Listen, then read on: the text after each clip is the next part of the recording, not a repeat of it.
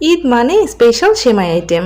আর আমার কাছে সেমাইয়ের মধ্যে স্পেশাল আর সহজ আইটেম হচ্ছে নবাবী সেমাই। হ্যালো এভরিওয়ান, আসসালামু আলাইকুম। নবাবী সেমাই আমরা সবাই বানাতে পারি, তবে আমি একটু স্পেশাল ভাবে বানাই, সেটা আপনাদের সাথে শেয়ার করছি। আশা করছি আপনাদের ভালো লাগবে। তো প্রথমে একটা প্যানের মধ্যে আমি 4 টেবিল চামচ ঘি দিয়ে দিয়েছি। ঘিয়ের ঘ্রাণের জন্য তো নবাবী সেমাই খেতে বেশি ভালো লাগে, তাই আমি এখানে 4 টেবিল চামচের মতো ঘি অ্যাড করে দিয়েছি। তো এখন এর মধ্যে আমি দিয়ে দিচ্ছি কিছু ড্রাই ফ্রুটস। নবাবী সেমাইয়ের ভিতরে সাধারণত ড্রাই ফ্রুটসটা সবাই কম ইউজ করে, তবে আমি একটু ড্রাই ফ্রুটস ইউজ করি, যার কারণে খেতে অনেক বেশি ভালো লাগে। আর ঘিয়ের মধ্যে ভেজে নিলে তো অসাধারণ লাগে। তো দেখতে পাচ্ছেন আমি কিশমিশ, কিছু ধরনের বাদাম সব কিছু ঘিয়ের মধ্যে হালকা করে ভেজে নিচ্ছি, অনেক বেশি ভেজে নিব না। যখন দেখব কিশমিশগুলো ফুলে গিয়েছে, তখনই আমি এর মধ্যে অ্যাড করে দিব 1 প্যাকেট লাচ্চা সেমাই। এটা কিন্তু 200 গ্রামের প্যাকেট। আর সেমাইটা দেওয়ার পরে এখন আমি কয়েক মিনিট এই ঘিয়ের মধ্যে ড্রাই ফ্রুটসের সাথে ভেজে নিব। যদিও সেমাইটা ভাজাই থাকে, তারপরেও কিছুক্ষণ ঘিয়ের মধ্যে ভেজে নিলে ফ্লেভারটা অনেক বেশি ভালো হয়। তো এরকম আমি 3-4 মিনিটের মতো ঘিয়ের মধ্যে ভেজে নিয়েছি। এখন এর মধ্যে আমি চিনি দিয়ে দিচ্ছি। তো এখানে আমি 4 টেবিল চামচের মতো চিনি অ্যাড করেছি, তবে চিনিটা আপনারা আর একটু কম বেশি করতে পারেন। তারপর এর মধ্যে আমি দিচ্ছি 3 টেবিল চামচ গুঁড়া দুধ। আপনারা চাইলে গুঁড়া দুধের পরিমাণটাও বাড়িয়ে দিতে পারেন। তো এখন চিনি আর দুধটাকে আমি সেমাইয়ের সাথে ভালোভাবে মিশিয়ে নিয়ে অনবরত নেড়ে যাব। এই পর্যায়ে কিন্তু অনবরত নেড়ে দিতে হবে।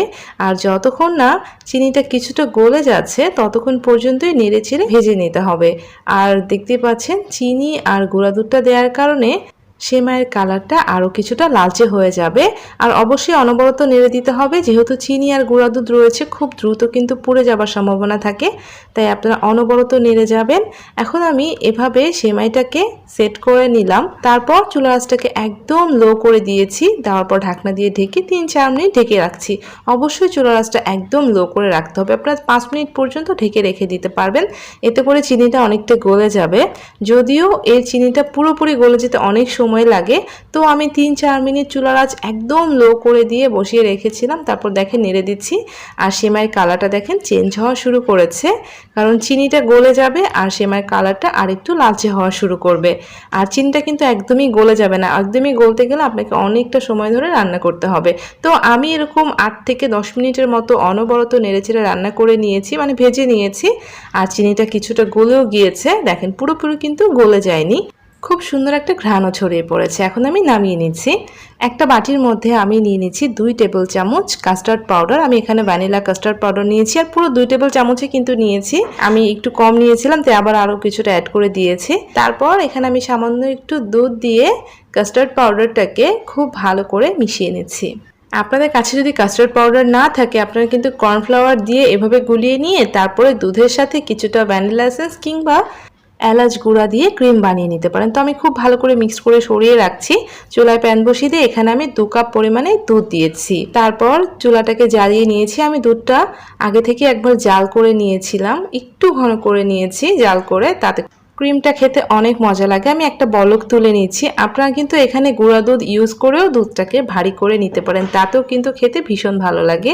তো দেখেন দুধটা প্রায় বলক চলে এসেছে, যেহেতু আমি আগে থেকে জাল করে নিয়েছি, তাই বলক ওঠার সাথে সাথে একটু নেড়েচেড়ে দিয়ে এখন এর মধ্যে আমি 4 টেবিল চামচের মতো চিনি দিয়ে দিচ্ছি। তবে মিষ্টিটা আপনারা স্বাদ মতো দিয়ে নেবেন। একটা বলক দেখেন খুব ভালোভাবে চলে এসেছে, আর এটা কতটা ঘন আপনি দুধের অবস্থাটা দেখে বুঝতে পারছেন। তো যখন এরকম বলক চলে আসবে, তখন আমি এর মধ্যে কাস্টার্ড পাউডারটা অ্যাড করে দিব। আর কাস্টার্ড পাউডারটা দেওয়ার আগে আমি খুব ভালো করে আবার একটু কাস্টার্ড পাউডারটা মিশিয়ে নিয়ে এখন দুধের মধ্যে দিচ্ছি অল্প অল্প করে, আর অনবরত নেড়ে দিচ্ছি। একবারে কিন্তু পুরোটা দিইনি, ঘনত্বটা দেখে আমি দিব।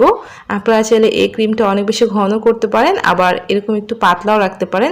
তবে আমি খুব বেশি পাতলাও রাখবো না, খুব বেশি ঘনও করব না, তাই আমি এভাবে কিছুক্ষণ জাল করে নিয়েছি। তো প্রথমে আমি কাস্টার্ড পাউডারটা দিয়ে খুব ভালো করে কাস্টার্ড পাউডারটা জাল করে নিলাম। তারপর এখানে ডানো ক্রিম অ্যাড করে দিব। এখানে আমি একটা পুরো ডানো ক্রিম নিয়েছি, তার বেশিরভাগটাই আমি এখানে অ্যাড করে দিব। আর নবাবী সেমাইয়ের ক্ষেত্রে ডানো ক্রিমটা না দিলে এর অরিজিনাল টেস্টটাই পাওয়া যায় না, তাই আমি ডানো ক্রিমটা দিয়েছি। আপনারা অবশ্যই সিম্পলভাবে করলেও ডানো ক্রিমটা ইউজ করবেন, এতে করে নবাবী সেমাইটা খেতে অনেক বেশি ভালো লাগে।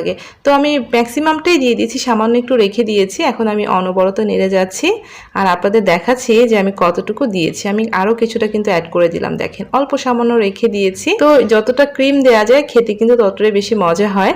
তো এখন আমি 3-4 মিনিটের মতো অনবরত জাল করে নিব। এতে করে ক্রিমটা ভালোভাবে মিশে যাবে আর এটা আরও কিছুটা ঘন হয়ে যাবে। তো আপনারা ক্রিমটা একটু ঘন করে বানানোর চেষ্টা করবেন, তাহলে দেখবেন যে নবাবী সেমাইটা অনেক বেশি পারফেক্ট হচ্ছে আর খেতেও ভালো লাগছে। তো দেখেন ঠিক এরকম ঘনত্ব করে নামাচ্ছি, এটা ঠান্ডা হলে আরও অনেক বেশি ঘন হয়ে যাবে। তো ওটা চুলার উপরেই থাক আর এদিকে আমি একটা বাটির মধ্যে এখন সেমাইটাকে সেট করে নিচ্ছি। আর অবশ্যই কিন্তু ক্রিমটা গরম থাকতে হবে, ক্রিম যাতে ঠান্ডা না হয়ে যায়, তাই চুলার উপরে চুলাটা বন্ধ করে রেখে দিবেন।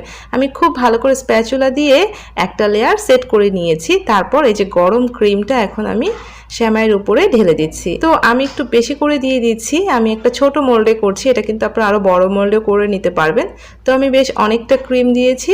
তারপর বাকি যে সেমাইটুকু ছিল সেটা এখন আমি উপর দিয়ে খুব ভালো করে পুরো ক্রিমটা ঢেকে দিচ্ছি। খুব ভালো করে ক্রিমটা ঢেকে দিয়ে আমি খুব সুন্দর করে আলতো করে সেট করে নিচ্ছি। তো আমি এভাবে একটু ভরা ভরা করে সেট করে নিয়েছি। তারপর কিছু কাঠবাদাম কুচি আর রোজ প্যাটেল দিয়ে একটু সাজিয়ে দিয়েছি। তো এখন এটা আমি ঠান্ডা হওয়ার জন্য কিছুক্ষণের জন্য রেখে দিব। আপনারা অবশ্যই ঠান্ডা করেই খাবেন, আপনারা অবশ্যই ফ্রিজে 3 থেকে 4 ঘন্টার জন্য রেখে দিবেন। তো আমি আপনাদেরকে খুব ঝটপট একটু ঠান্ডা করে নিয়ে এসে দেখিয়ে দিচ্ছি।